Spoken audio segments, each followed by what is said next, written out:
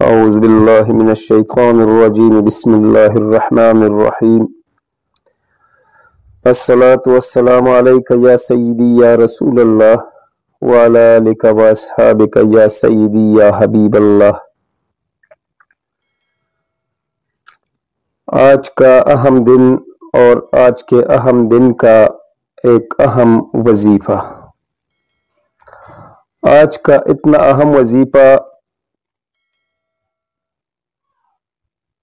ایک ایسا اہم وظیفہ کہ آپ لوگوں نے کبھی ایسا وظیفہ نہیں سنا ہوگا۔ اس وظیفہ کا ایک اہم کام جو اس وظیفے کو پڑھیں گے تو انشاءاللہ جس کا کوئی کتنا سخت مشکل کام کیوں نہ ہو، چاہے کام کس طرح بھی ہو، جتنا بھی سخت ہو، انشاءاللہ آج ہی کام ہو جائے گا۔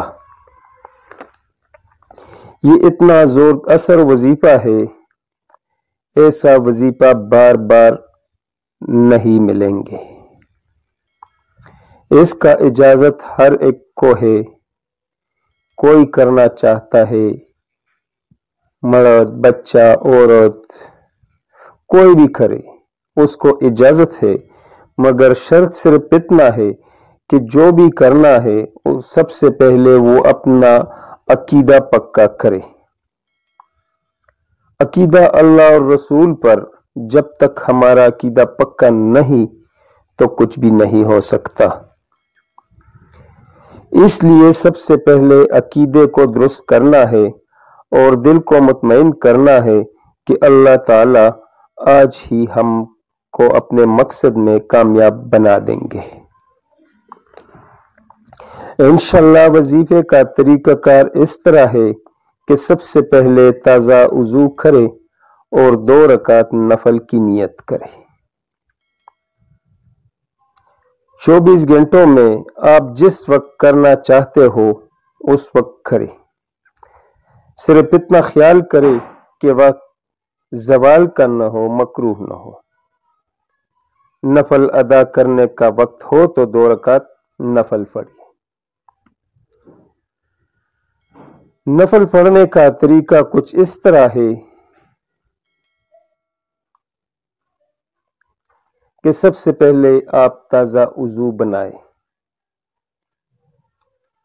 اور پاک صاف جگہ پر جائے نماز کو بچھا دے یا مسجد میں بچھا دے اور 2 رکعت نفل کی نیت کرے۔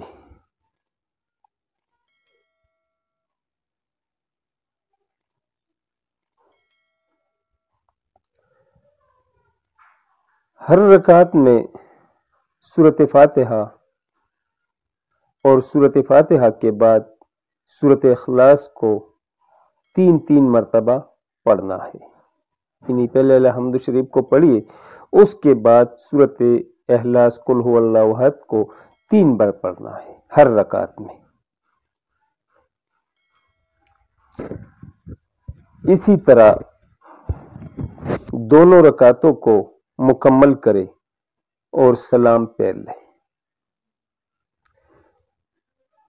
سلام کے بعد اسی جگہ بیٹھ جائے اور سورۃ اخلاص کو شروع کرے۔ سورۃ اخلاص کے فائدے اتنا زیادہ ہے کہ اگر ہم یہاں بیان کرنا شروع کر دیں تو ہماری زندگیاں ختم ہو جائے گی، مگر سورۃ اخلاص کا فائدے ختم نہیں ہوں گے۔ اللہ تعالیٰ نے ہم پر ہر قسم کا فضل کیا ہے، مگر ہم لوگ اس پر یقین نہیں رکھتے اور بولتے ہیں اگر وظائف سے کام ہوتے تو فلانا کام کیوں نہیں ہوا، اگر وظائف سے کام ہوتے تو ڈاکٹر کے پاس لوگ کیوں جاتے، اگر وظائف سے کام ہوتے تو آج تم بادشاہ کیوں نہیں ہوتے، اگر وظائف سے کام ہوتے تو آج تم صدر کیوں نہیں بنے، اگر وظائف سے کام ہوتے تو فلانا کام کیوں نہیں بھائیو، ہر وظائف سے ہر کام ہو سکتا ہے۔ جو انسان جتنا ہے اتنا ہی اس کو ملتا ہے، جتنا اس کا عقیدہ ہے، جتنا اس کا دل ہے، جتنا وہ چاہتا ہے اللہ سے اسی طرح اس کو دے دیتا ہے۔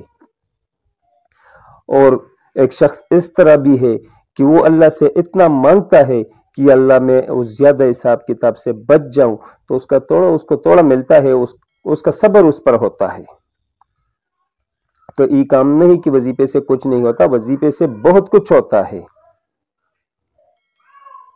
اسی وجہ سے تو ہم قرآن سے بہت دور ہو گئے ہیں اور فضول چیزوں کے پیچھے پڑ گئے ہیں۔ اللہ نے حکم دیا ہے کہ آپ لوگ میری تابعداری کرو اور رزق کا پروان نہ کرے، رزق دینے والا میں ہوں۔ ہم کیا کرتے ہیں؟ اللہ تعالیٰ کی تابعداری کو ہم نے چھوڑ دیا ہے اور رزق کے پیچھے دوڑنے لگے ہیں۔ رزق آگے ہم پیچھے۔ اگر ہم اللہ کو یاد کریں گے تو ہماری رزق ہم کو بآسانی مل جائیں گے، اور اگر ہم ان باتوں کو دل میں بٹھا دے کہ جب تک ہم اس کام کو نہیں کریں گے تو ہمیں رزق کہاں سے ملیں گے، تو پھر اسی طرح ہم دوڑتے رہیں گے۔ تو بھائیو، اپنے رب پر یقین رکھو، پکا رکھو۔ اللہ تعالیٰ بھی، اور اللہ تعالیٰ ہمارا اور تمہارا غفور الرحیم ہے۔ تو وظیفے کے آخر میں سورۃ اخلاص کی بات ہم نے ادھورا چھوڑ دیا۔ تو سورۃ اخلاص کو 120 مرتبہ پڑھنا ہے، اول آخر درود شریف، ہر 40 مرتبہ کے بعد 3 مرتبہ درود شریف پڑھنا ہے، اور آخر میں رب العزت سے دل کبھی رکھ کر دعا مانگے۔